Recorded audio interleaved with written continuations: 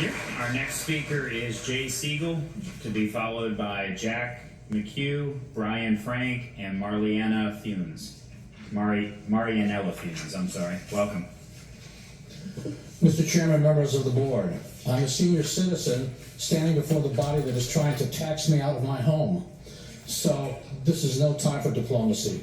When you all ran for election in 2023, I don't recall any of you saying that if elected, you would enact a meals tax. The concept has been voted down twice in referenda. As soon as you were elected, we began to hear about your wish to enact a meals tax by a board vote. I heard Chairman McKay and Supervisor Stork assure us that if a meals tax were to be enacted, the sole purpose would be to diversify sources of revenue, not increase revenue. On September 17, 2024, a paper appeared on the county website concerning the meals tax issue. I've given you pages 3 and 5 from that paper.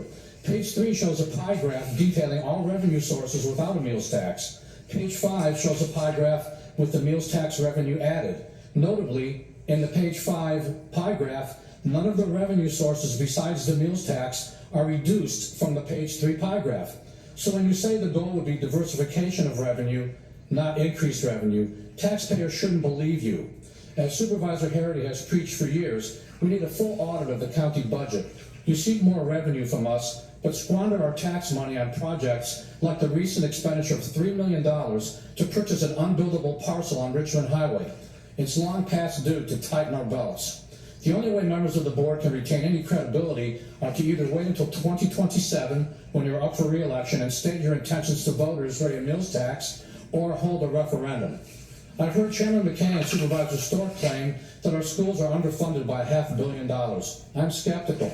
The World Population Review ranks Virginia public schools 4th best in the country. It seems the school system is sufficiently funded. Over a recent 18-month period, our school system spent $9 million on outside lawyers when hiring of inside lawyers could save us millions. The DEI department has almost 40 employees making more than $100,000 a year, and its leader makes more money than the Vice President of the United States. A serious audit is in order. Once you transfer the money, you lose control over it. And no money should be transferred until the allegation of embezzlement against the school board's budget chairman is appropriately resolved. Giving $2 billion to an accused embezzler would be malfeasance in office.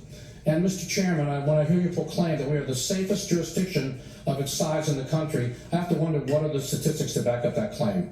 What I know is we have a prosecutor who doesn't request cash bail, refuses to prosecute entire categories of crimes, and has a poor track record prosecuting serious crimes. Yet the board has granted him budgets far in excess of those received by his predecessors. Meanwhile, our sheriff and school board have enacted a trust policy that involves resisting cooperation with ICE. These facts make it impossible to even know with any degree of certainty how safe we are. Whenever I speak to our excellent police officers, all I hear is frustration that they make arrests and nothing happens to the alleged criminals.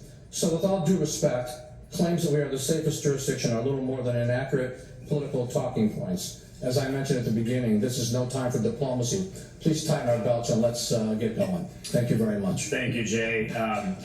You can Google Major City Chiefs Association, and you'll see the ranking of our #1 safest jurisdiction of our size in the country. That's not my statistic; it's the Major City Chiefs Association. But it's based upon convictions, and we don't get it. It's not a back and forth. I'm just making sure the public watching knows that's not a county number. That's the Major City Chiefs Association But you number. stated it, and it's not true. Thank you, Jay. Speaker number 41 is Jack McHugh, to be followed